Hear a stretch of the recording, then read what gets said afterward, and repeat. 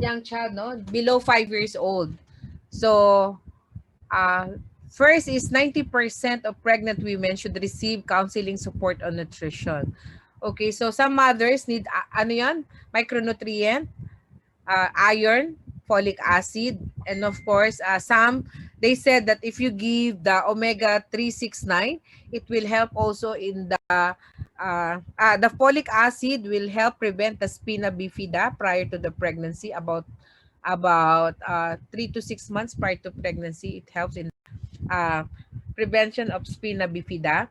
And then of course yung omega 369 in the brain, brain support sa mga bata, sa fetus, no? And then 90% of mothers with infants 0 to 5 months old receive it, dapat 0 to 6 months, kasi 5 years and 11 months should receive counseling support on exclusive breastfeeding. EBF is exclusive breastfeeding. Medyo maano ang ating gobyerno in terms of exclusive breastfeeding, kasi dito talaga nakikita sino ba ang mga breastfed baby rito, exclusive breastfed baby rito. Taas nga ang ano, I need a thumbs up sa mga exclusively breastfed baby. Galing talaga ha, Dr. Bergamento ha. Teka, tignan ko muna. Sige daw, tignan ko yung mga ano, view gallery. Sino mga breastfed baby exclusive? Dr. Wow, very good. Konti lang yung mga breastfed baby. No, exclusive breastfeeding, very good. Actually, in an industrial country, 'di ba, nag-report kayo ng mga health system ng mga bawat country. In Germany, you cannot see, no, silang tagagawa ng Nestle, no, ang Germany, pero they don't have, you cannot find in their milk below for 0 to 6 months. You have to kasi kaya nga ngayon merong milk code, nire-reseta na yung mga infant formula. Okay? So 90% of mothers with infants 6 to 11 months old should receive counseling support on complementary feeding. Even with the technology age natin ngayon, marami pa rin talaga yung mali yung pagpapakain, 'di ba? Yung iba ginagawang I can see it dito sa Barangay 60, I think 69 or ano. Can you imagine, ang pinapadede is the coffee mate, no? Akala nila gatas yun, hindi yun gatas, na coffee mate. Okay? So, for the PMAM is very important. The 90% of severe acute malnutrition cases are treated, and 90% of near, so it's a moderate severe acute malnutrition, are also treated. Okay. So, later, I want you to look into the child growth standards. I will teach you how to compute the weight, tapos para makita nyo kung ano sila sa child growth standard. You can download it, yung child growth standards. Okay? That is for 0 to 51 months, no?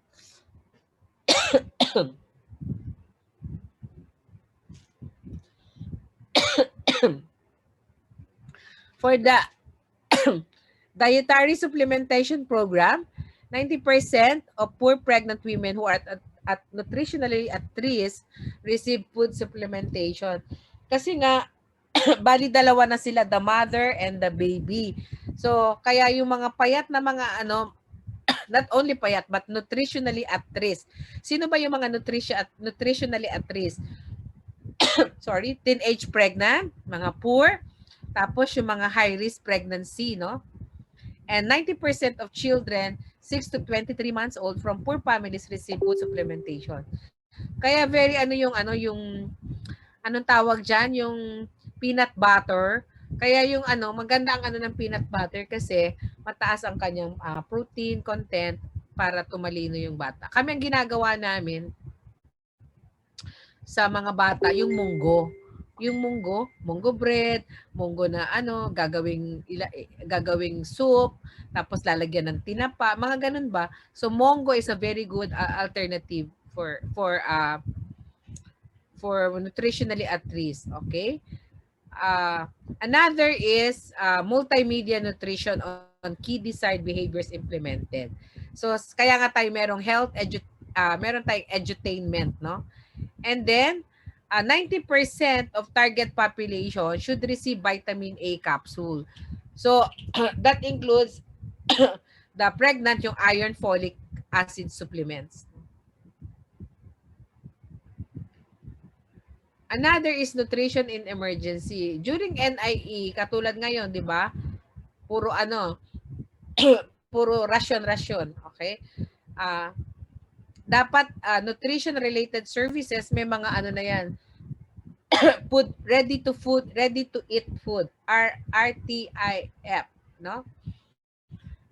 And then overweight and obesity management and prevention program. So should be the 50% of preschool children, no, or children and adults covered by healthy eating environment and promotion of healthy lifestyle. Okay? And then 50% coverage of preschool children, school children, and adults on weight management information. So dun sa child growth standard, makikita nyo rin makikita nyo rin dun yung overweight ng mga bata. Okay. Later, I will teach you how to compute.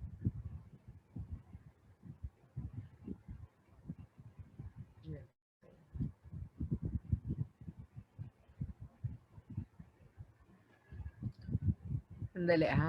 O bakit yung iba hindi naka-video? Maano ba?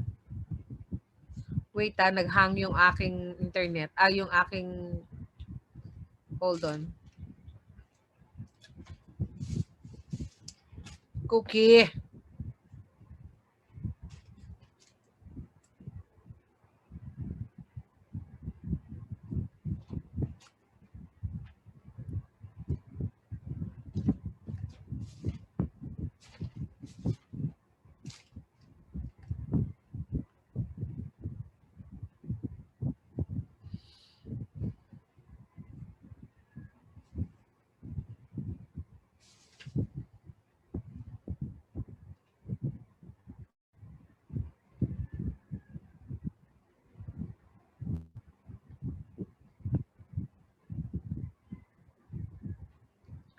Okay. So, another issue that we have is ano ba to? Sandali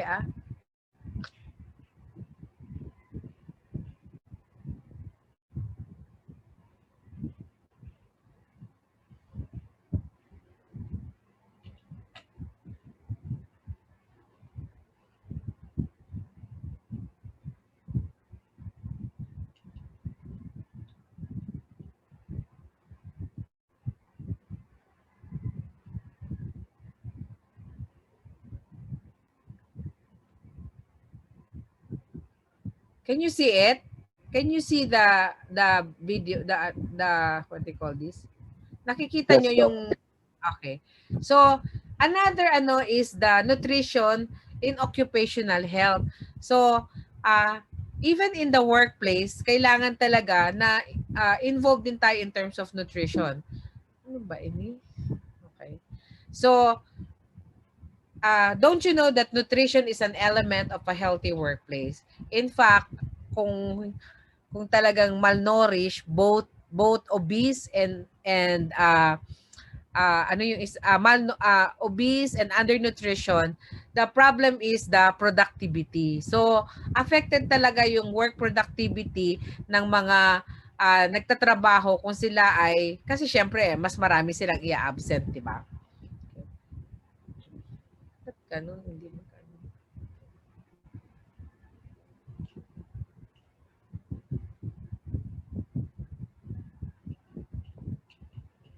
So, in 1956, the International Labor Conference and various international labor organizations adopted a welfare facilities recommendation that specify guidelines for the establishments of canteens, cafeterias, mess rooms, and other food facilities in every establishment. So, yung malalaking establishment, hindi yung mga karinderya, no? So, dapat may mga sa malalaki like Coca-Cola or big corporation, dapat kahit nga sa amin sa city government wala kaming canteen or cafeteria man lang, no? So focus change from ensuring enough food to obesity in developed countries, but the guidelines remain significantly in developing countries, especially right now that we have already reached the marami ng lifestyle-related diseases. No? So how do we define good nutrition? No? First is choosing the right kind of food, right amount of food intake, no? The recommended daily allowance, and a balance of caloric intake and caloric input. Dito yung magko-compute tayo a little later. Okay? So, right kind of food means good choices of food intake. So, dahil maraming tayo access sa mararaming pagkain, all foods have their place in a diet that meets our nutritional, social, and emotional needs. Ilan ngang fats? Ilan? Kilocalories of fats?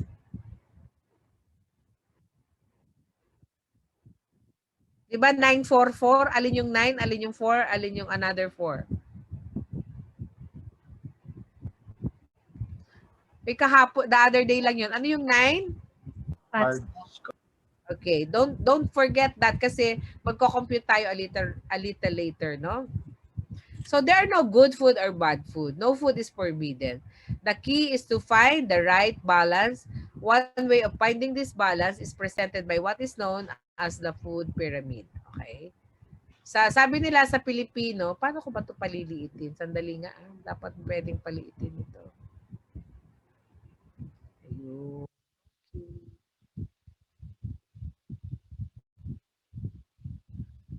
Okay. So, yung sa taas, okay. Drink a lot of water or clear broth. Eat most of rice, root crops, corn, noodles, breads. Eat most pala. Eat most of rice, food, crops, corn, noodles. Pero baliktad, may keto diet na tayo, no? Eat more of vegetable, green, vegetables, fruit, or juices. Kasi nga, yung itong carbohydrates na ito yung nagbibigay ng energy. Okay? And of course, eat some of fish, poultry, dry beans, nuts, eggs, no? And protein yan. And eat a little of fats, oil, sugar, and salt. Okay. So, ang MNC, naglabas sila ng healthy eating plate. So, if this is the plate, titignan mo yung yung portion ng, what you call this? Yan. So, kung may plato ka, sino mas marami? Vegetable. Okay. So, sabi nila, kung mag-oil ka, use a healthy oil like olive oil and canola oil. So, and then, of course, drink water. Sino bang nakaka 10 to 12 glasses of water here? Okay. So, eat plenty of fruits of all colors and choose fish, poultry, beans, and nuts. No? So, yung healthy protein, tapos yung whole grains, vegetables, and fruits. Okay, nasa na kayang fats niyan? Guti-ay lang, na kasama siya sa healthy protein. Okay. So, a well-balanced daily meal plan should consist of 30 to 20% fats, 20 to 10% proteins, 50 to 70% carbohydrates. Okay. Pero yung iba sa atin, binibaliktad na, no, nagkikito diet, binabawasan yung carbohydrates.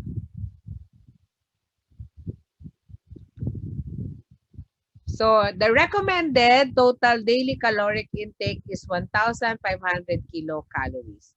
So, each person's daily caloric and nutritional needs are different. So, titignan mo muna, ano ba yung lifestyle, tapos anong age mo na, okay? So, the dietary sources of calories are fats, carbohydrates, and proteins.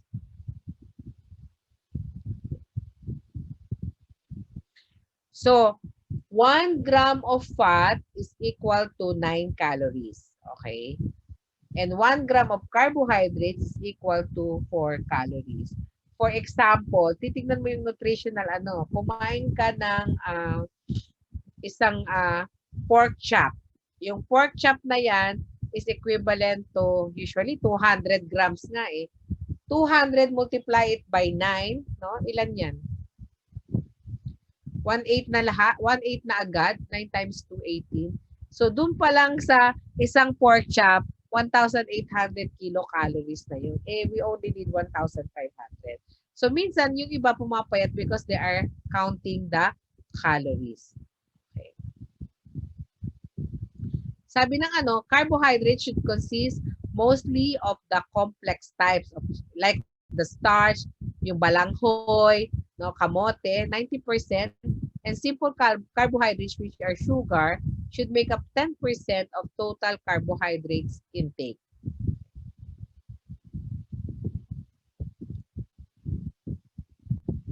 Saturated fats raises blood cholesterol. Ano itong mga saturated fats, no? Animal fats, butter, oils, egg yolk, whole meat. Okay. So dapat trans fat 0. So polyunsaturated fatty acids should comprise about 10% of calories, and monosaturated fatty acids should make up the rest of fat intakes, about 10 to 15 of total calories. So cholesterol intake should be no more than 300 milligram per day. Therefore, 300 divided by 9, ilan yan? More or less, dapat 300 milligram is how many grams?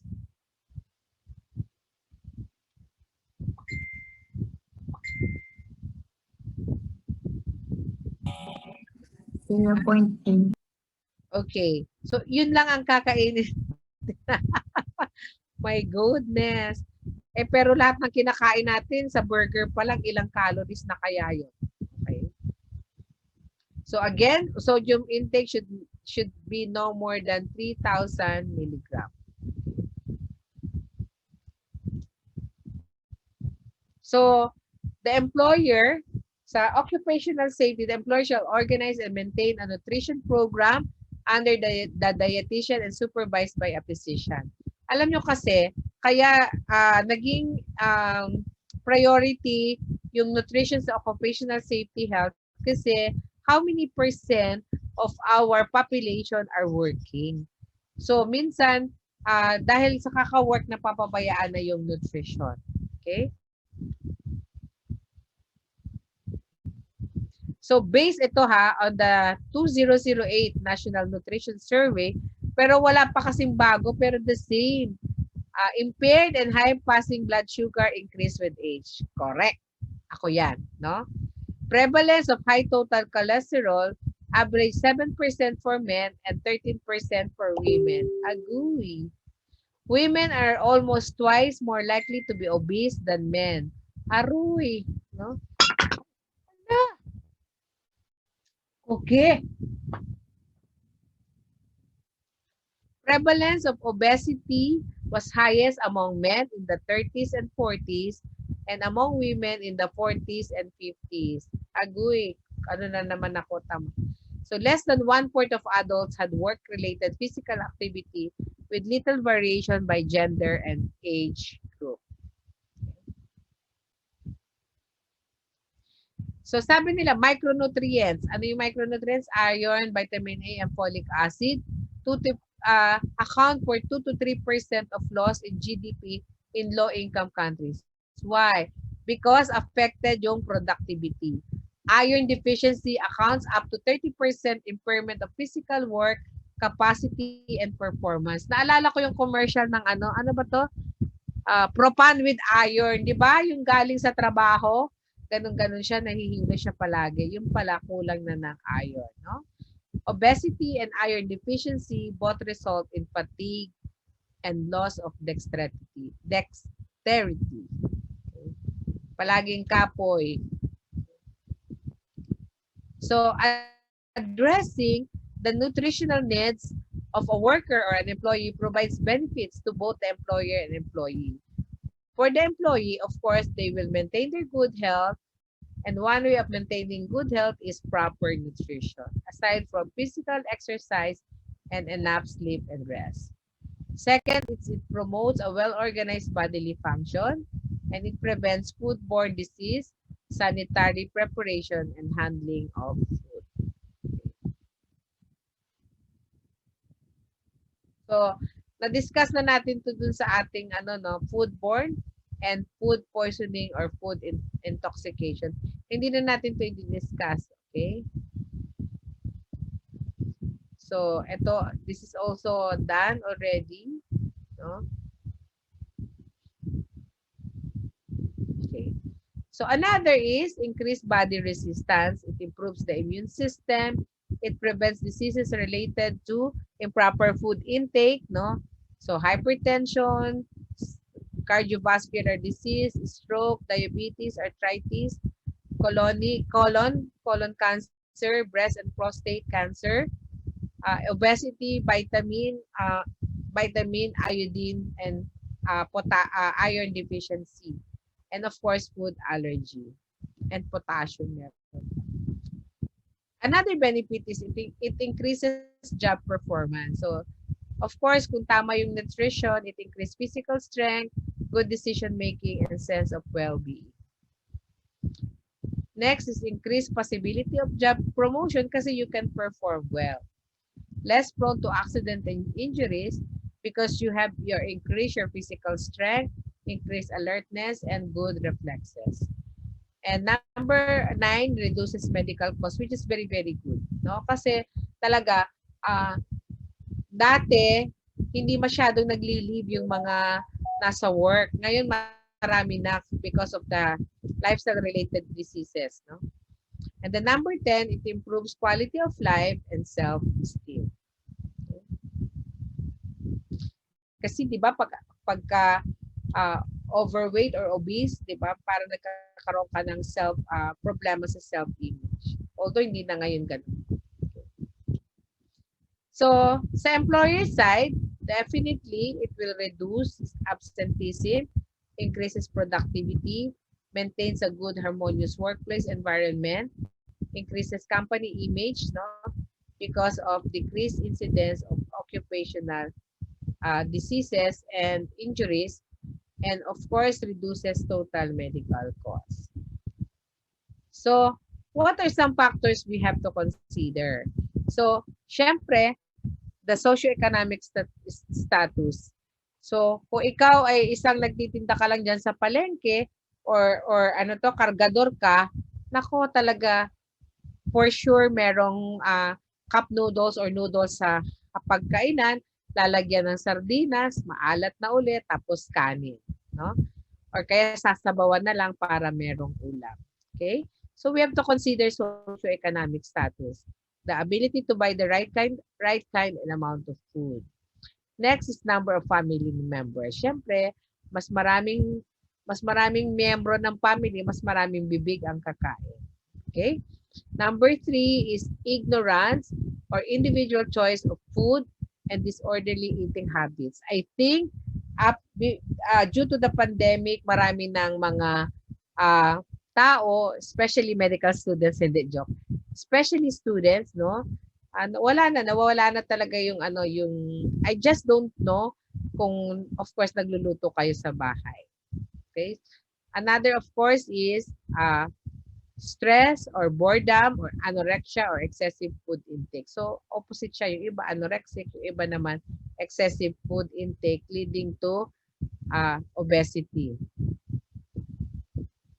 Another is level of employment. Kung nasa rank and file ka, RNF is in the rank and file, supervisor or manager ka, or manual or non-manual labor. Malaking factor yon kasi syempre, kasama na rin dun yung lifestyle at saka yung socio-economic. Okay? Next is food source. Is it lahat sa cafeteria? I-add na natin dito yung Grab, Food Panda. No? Food Panda. And of course, another is health status, diseases of lifestyle, alcohol, smoking, and substance abuse. Kasama to mga ito sa factors to consider para mape-predict mo. Another option is if you become a retainer sa isang agency or sa isang office, you have to do this, no? And then age younger worker requires more energy generating food. Syempre kasi mag-ano yan sila, 'di ba? Usually nagtatrabaho at the age of 22, 23. Ako nag-start ako magtrabaho 17 years old, no? Although grade 4 pa lang ako, nagtitinda-tinda na ako, pumasok ako sa Department of Agriculture at 18 pala kasi para sure na ano. So 18 years old, nagwo-work ako full-time, nag-aaral ako after 5, no? 6 to 9. Another, of course, is heredity. So genes partly influence how your body manufactures and handle cholesterol. So being overweight raises LDL and lowers HDL cholesterol. No? Another is increased physical activity because it lowers LDL cholesterol and raises HDL cholesterol. Yan, sana kahit na nasa Zoom mode, virtual mode tayo, sa bahay nyo, nag-physical activity pa rin kayo. Okay? Another is weight loss. Hindi ka, bawa, 10% weight loss, no? More than 10% is an alarming thing. So, indicative of this serious physical and psychological illness. Okay, yung mga shift work. Kasi nagkakaroon yung mga 24/7 mga shift ka, syempre mga doctors, mga nurses, no? Mga nasa healthcare worker or driver or yung mga nasa tawag dito call center. So karamihan sa kanila may digestive problem, either may ulcer or GERD, no? So another note to consider is the impact on fitness to work.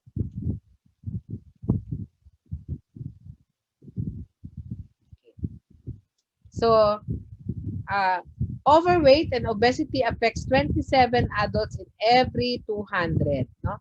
Kaya nga titignan ko yung mga ano yung mamaya. Kung ilan ba, kung 100 tayo, may about mga 13 to 14 are obese or overweight. Tama ba, Dr. Pelicano? Ilan ang, out of those 100 plus students, ilan yung overweight? So, titignan mo, so every 200, about 13 to 14 adults are overweight among medical students. No? So, about 12 in every 100 adults. So, 12 in 100. Kung 100 tayo, 12 sa atin. No? 20 years and over, we're chronic energy deficient. Kung kayo ay working, lalo na kung estudyante pa lang, pero medical students. Okay? So, 90% of Filipinos has one or more risk of these 6 prevalent risk factors. Diabetes, obesity, hypercholesterolemia, hypertension, and smoking. No? Another one is physical inactivity. Sino pinakamataas? No? Physical inactivity. Can we do something in physical inactivity? Yes or no? Yes. Pinakamataas, but we can do something. Tama? Yes, Doc. Yes, Doc. Okay. So, globally, obesity, people of all ages, pati bata, marami ng obese. Akala natin, ang cute-cute mo, taba-taba mo. No? Okay, pag bata. Okay, pag lumaki na, ano ba yun na ano? Meron na itong mga movie, di ba? And then more 1 billion adults are overweight and at least 300 million of them are clinically obese. So an estimated of 17.6 million children under 5 are estimated to be overweight worldwide. Ito, isama ko na lang to kasi papasok din naman tayo sa environment. This is one important slide, no? Ang drinking water facility should be available within 200 feet from any location of worker. So 200 feet multiply by ano ba yan? Para maging meters or kilometers. So 200 feet divided by ano ba yan? 300 feet is about 3 meters. 1 meter is about 3 feet. 200 divided by 3, ilan yan? Teka. 200 divided by 3. 56 po. Ha? 56? 66. So about 66 meters, no? So dapat within 66 meters available yung location of water. At least one sanitary drinking fountain for every 50 employees. Question, nakakita na ba kayo na may mga drinking fountain ba sa RTR? School of Medicine? Hindi pa pala kayo nakapasok kasi ano, no? Pero nakapasok na kayo sa RTR, di ba? Kasi merong mga orientation and class and exams, no? Okay? So, no cross connection between drinking water supply and supply for industrial purposes. So, ibig sabihin, hindi pwede magkasabay ito, magkatabi or magko-cross ano ang bomba at saka ang LMWT. So, you have to label water sources that are not potable. And the drinking water should be protected from backflow, no? From industrial processes. Kasi pwede ka magkaroon ng minum ka nga ng tubig, hindi naman siya safe. So how do we address not only for needs of workers, sa family, tapos sa of course sa community. Okay? So we need to develop and maintain nutrition program, advice on good nutrition, advice on personal hygiene, washing hands before and after meal, and change of clothing and uniform. I doubt kung ginagawa nyo yung nag-wash kayo or alcohol lang. Okay? So the same as kung magkakaroon ng cafeteria, same lang yung requirement sa food establishment, no? Dapat may pest control, may merong strict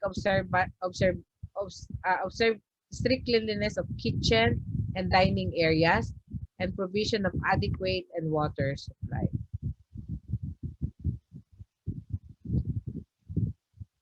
So if you have 50 employees, dapat meron kang the standard drinking water na dapat meron ka isa.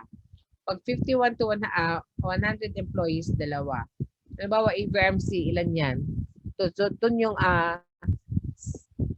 safe drinking water, either it's in the form of fountain, faucet, dispenser, or any other suitable means.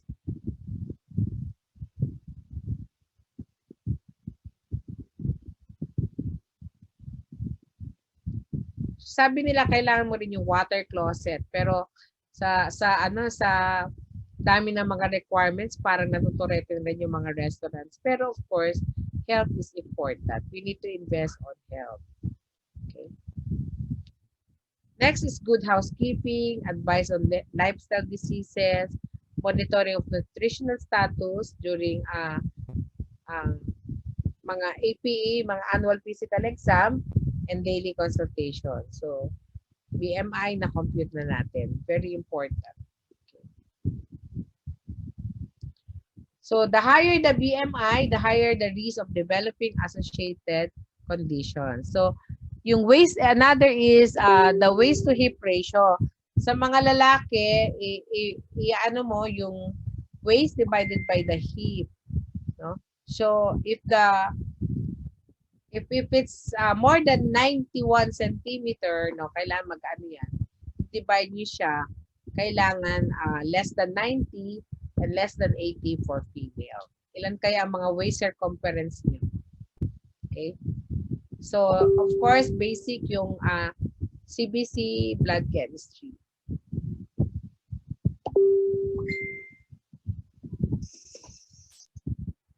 Another is cost-effective medical management, that is specific medical advice on specific illnesses and associated conditions. We can use of therapeutic agents. Okay. Hopefully, number 11, physical fitness program. Number 12, risk reduction through the smoking cessation. Actually, requirement na sa mga establishment ang smoking cessation unit at saka yung breastfeeding corner.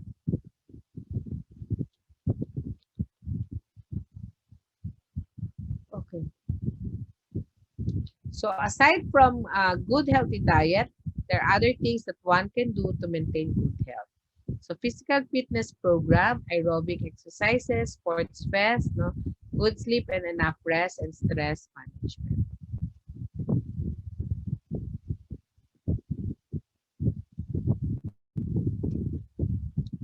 So sabi nila recommended nila at least 3 times a week, 30 minutes per session, no? So if you will just do regular daily exercise, no, magwa-weight loss ka ng 5 to 7% of body weight, no? About 10 to 15 pounds. Naku, kailangan kong gawin ito para 10 to 15 pounds. And weight loss and exercise reduces a person's ability to use insulin and manage glucose. So sometimes it can affect our blood sugar. We become a type 2 diabetes mellitus. So exercise also reduces the risk of heart condition, stroke, some forms of cancer, and many other health problems.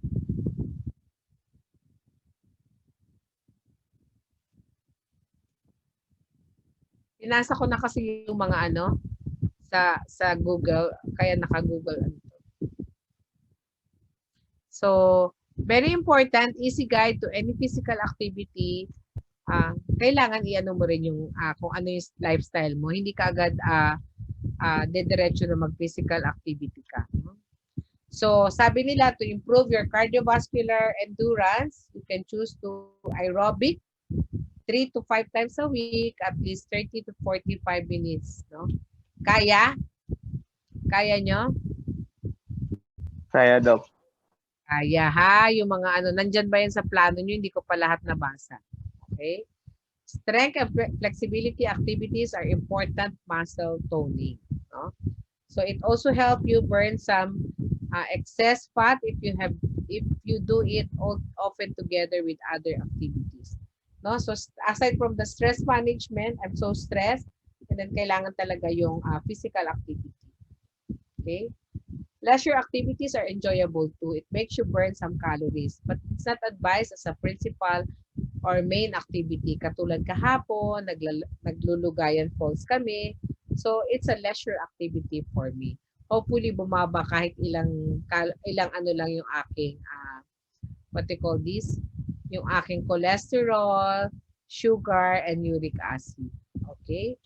To make the leisure activities or strength and flexibility activities effective for health, they have to be done often at least 2 to 3 times a week, 30 to 45 minutes or longer.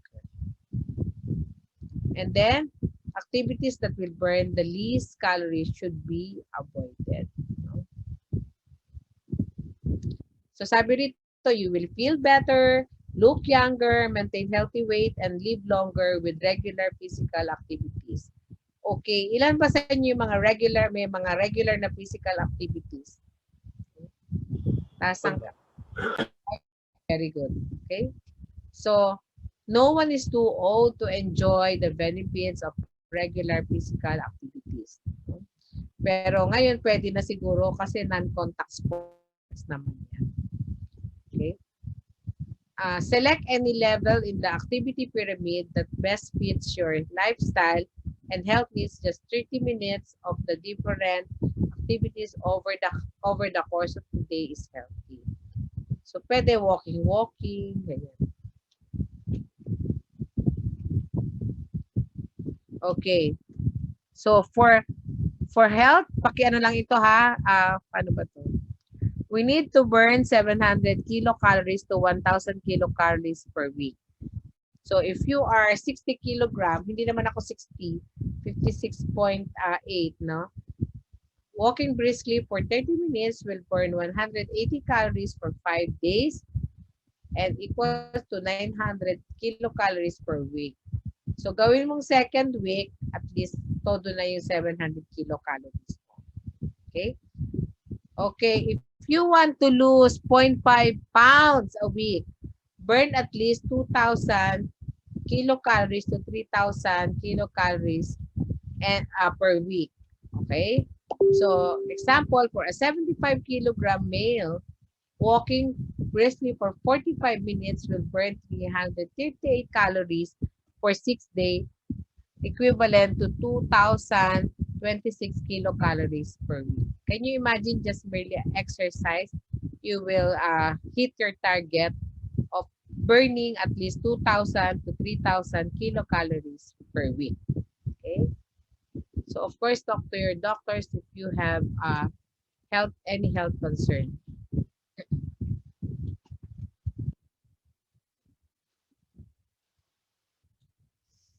Grabe.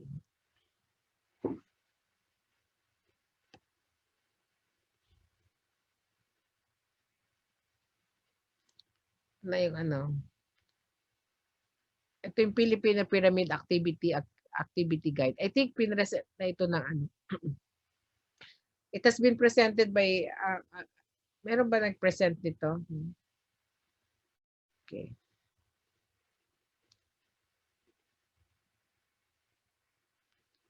So for the government, for the employer, workers, and government, proper nutrition in the workplace is a win-win proposition. Kailangan talaga meron talagang activity. Okay? So a well-balanced dietary intake means proper nutrition. Proper nutrition means good health. Kaya sabi nila, health is wealth. Okay? Question?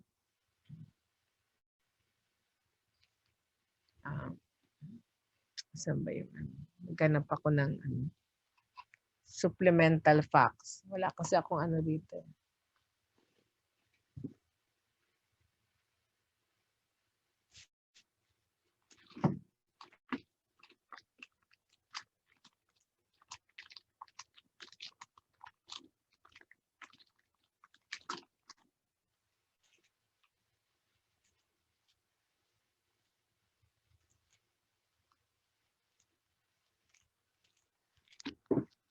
So here's a Gold Rose instant nutrition cereal mix, no? Ay, wala, sorry. Ano pala?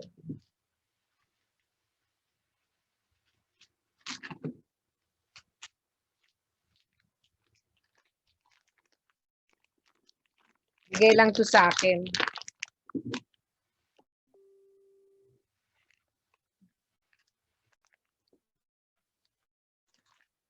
Ang liit, hindi ko mabasa.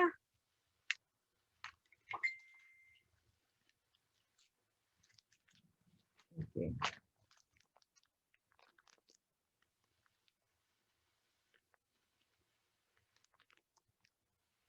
Ang isang ganito is 20 grams. Wait.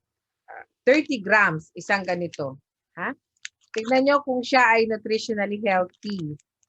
Sa 30 grams ito, for every 30 grams, kasi 1 gram, di ba? So, dapat, ilan yun? For every gram, 9 kilocalories of fats, 4 of protein. Okay.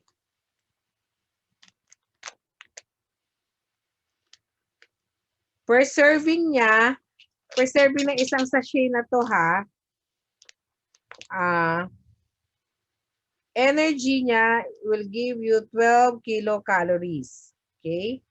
So, protein is, wow, 2 grams na agad per 1 liter. Oh my goodness. Fat, 2 grams.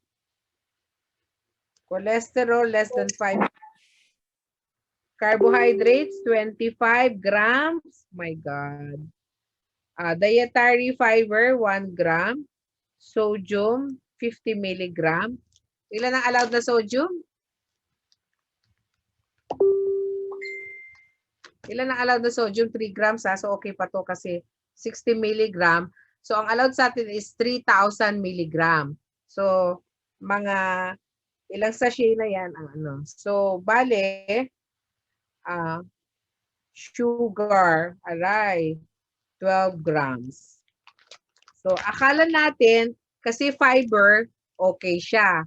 Pero ang taas ng sugar niya, ang sugar niya is 12 grams. Ay, kung 12 grams siya, ilang ano yun, ang grabe, sa isang sachet, masyado na siyang meron pa siyang sugar, may non-dairy, creamer, cereal, flakes, and flavoring pa. Okay.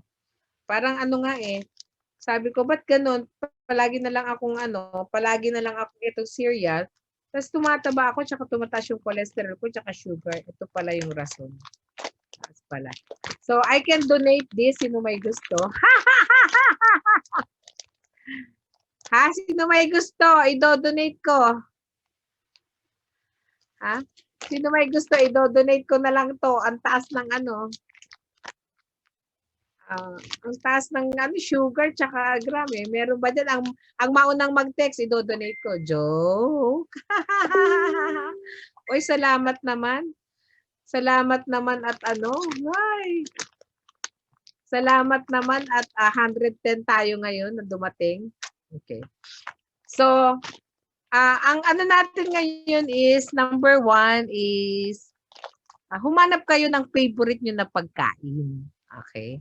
Tapos, makikita nyo yan sa Google. Halimbawa, ilista nyo yung kinakain nyo. Ipapasasubmit ito ha. Kailangan sa inyo ilang kilocalories lang. Yung kinakain nyo lang for the day. No? Tingnan nyo sa Google, meron yan. Halimbawa, ang isang regular na fries, ilang kilocalories yan, ilan lang fats, ilan lang. Makukuha nyo yan. Meron yan sa internet. Okay? So, tapos nyo kung tama bang pagkain yung ginagawa nyo. Panay na lang kayo food panda. Sa palagi nga, dito talaga tumaas yung lahat ng ko. Kasi, imagine nyo, puro na lang ako rasyon ng isang taon. Okay? Any question? Kindly download yung child growth standards at saka yung yung child growth standard ng WHO. Tulungan ko kayo mag-compute and also magko-compute din tayo ng inyong caloric requirement depending on your activity, etc., etc. That will be next week. Okay. Any question?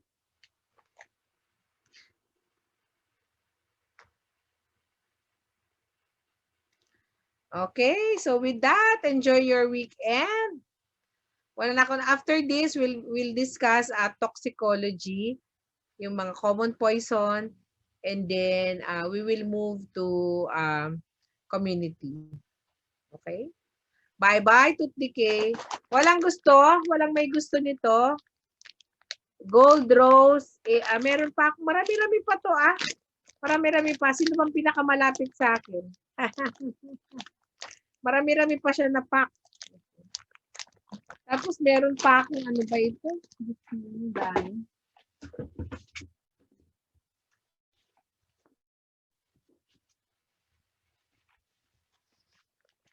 Dried beef, ready to eat. Okay. Total fat, 9 grams. Patay. Sodium, 1,330 milligrams. Patay. Total carbohydrates, 145 grams. Patay. Protein, 50 grams. So, siguro i-donate ko na rin ito. Ha? Donate ko na lang din. Okay, so ano yung i-download nyo? Child growth standards, ha?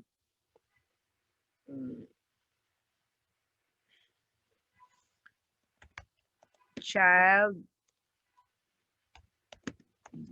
growth standards. Okay.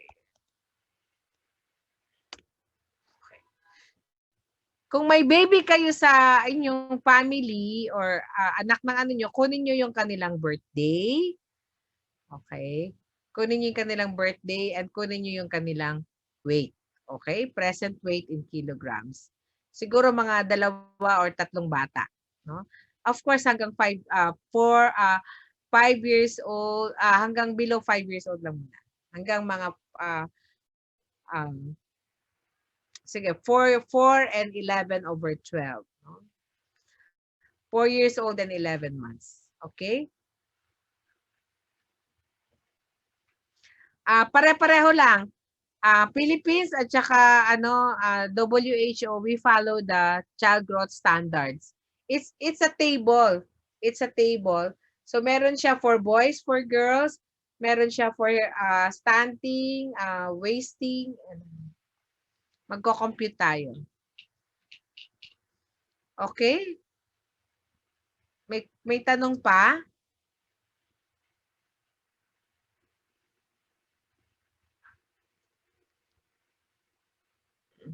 Dr. Belicano, nakatake ka na ng picture. Yes po.